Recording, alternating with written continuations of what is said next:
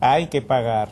De hecho, él dijo que se estarían ya pagando estos 102 millones, porque de lo contrario no se podría firmar con el fondo la nueva carta de intención que corresponde a la primera revisión del acuerdo con el Fondo Monetario Internacional. En cierta medida, el secretario de Economía dejó entrever que probablemente parte de los 1.000 millones serían utilizados para esos pagos al sector generador de electricidad. Aparentemente, aunque él dijo que posiblemente, no lo dijo afirmativamente, pero lo dejó entrever. Y entonces aquí habría una especie de diferencia entre lo que es la declaración del secretario de Hacienda cuando dice que serán utilizados exclusivamente para inversiones y lo que ha explicado el secretario de Economía en el sentido de que probablemente una parte se han utilizado para el pago a los generadores de electricidad. Lo cierto es que tenemos un problema porque el propio secretario de Economía está diciendo que no habría posibilidad de firmar esa nueva carta de intención o que el fondo no la llevaría al directorio a menos que se cumplan estos requisitos. Y eso tiene mucho sentido porque fue una debilidad realmente del acuerdo, el cumplimiento de las metas y de los términos del acuerdo, el hecho de que no se hubiera podido pagar por una razón u otra los 102 millones que eran deudas vencidas a octubre de los generadores de electricidad. El tema es bien interesante.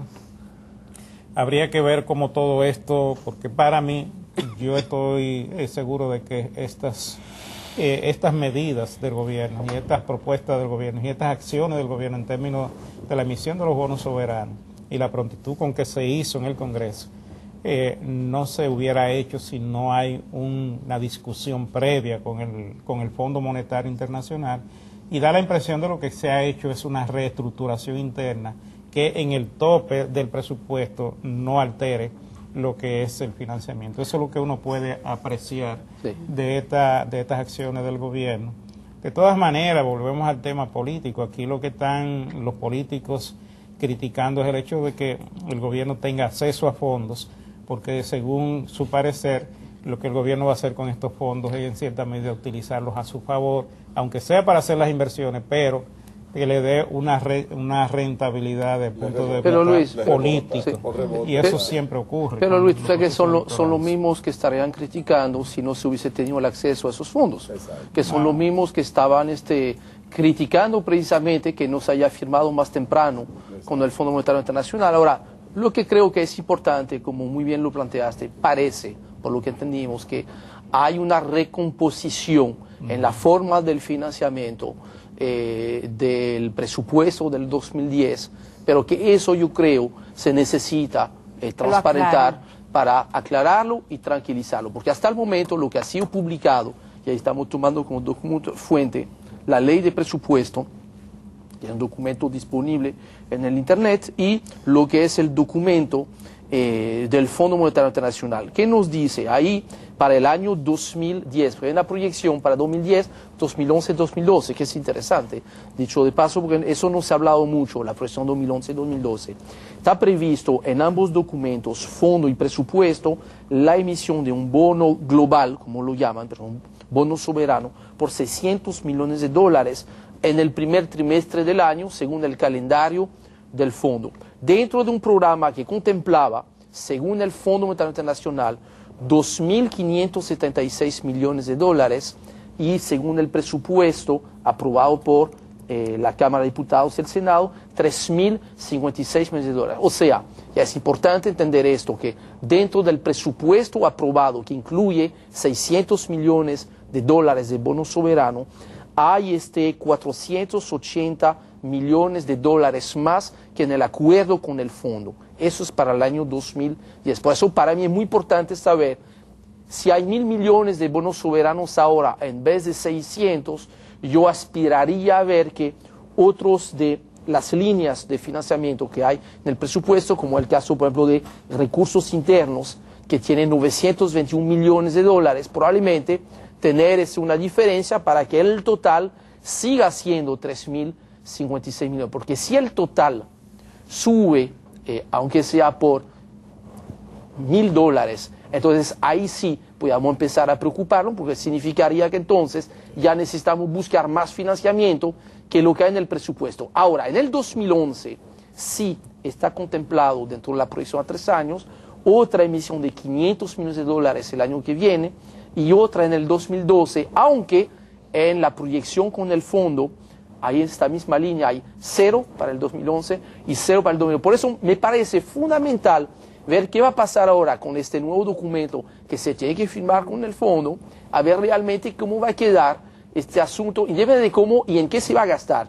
A mí me interesa ver especialmente qué va a pasar con las otras líneas de financiamiento o si se va a cambiar también el total. Y yo tendría sospecha que va a haber quizás un poquito de los dos, porque es cierto que cerramos el 2009 con un déficit un poquito más elevado de lo que se esperaba y durante los 2 primeros meses del año parece, y es normal porque todavía todo el dinero no ha llegado a producir obras y recuperación de la economía, yo creo que los 2 primeros meses del año quizás no han sido tan buenos del lado de la recaudación. Sí, no, yo quería decir, eso no me lo ha dicho a nadie, es una apreciación muy personal, que yo pienso que quizás se ha rediseñado un poco la estrategia, porque como ustedes saben, en el acuerdo con el Fondo Monetario Internacional, el primer semestre era expansivo, debe ser expansivo, una política fiscal contracíclica para poder impulsar el crecimiento económico y después viene un ajuste gradual para regular el déficit fiscal. Como estos multilaterales, tales como el BID y el Banco Mundial, cuestan los desembolsos, el gobierno parece ser que ha agilizado lo que es canalizar estos fondos a la economía, dinamizar, aumentar la recaudación, porque después viene una caída gradual a partir del segundo semestre. Eso no me lo ha dicho a nadie, pero yo pienso. En cierta medida, Rosana, eso coincide con las declaraciones del secretario de Hacienda en el sentido de que no hay tiempo para que los bonos soberanos puedan ser utilizados políticamente, porque ahí viene el proceso de la colocación de los bonos que se lleva su tiempo. Sí. Cuando se esté dando el proceso electoral es cuando probablemente los bonos estén entrando. Meses para la elección. Sin embargo, es bueno conectar eso con las declaraciones del secretario de Hacienda cuando habla de lo que estaba mencionando Rosana ahora, en el sentido de que el primer semestre de la economía tiene que ser expansivo. Es expansivo y el segundo va a ser. Dice el secretario de Hacienda, y cito lo que dice el periódico, precisó que eso será así para que a partir de mediados de este año se inicie un proceso de racionalización del gasto público.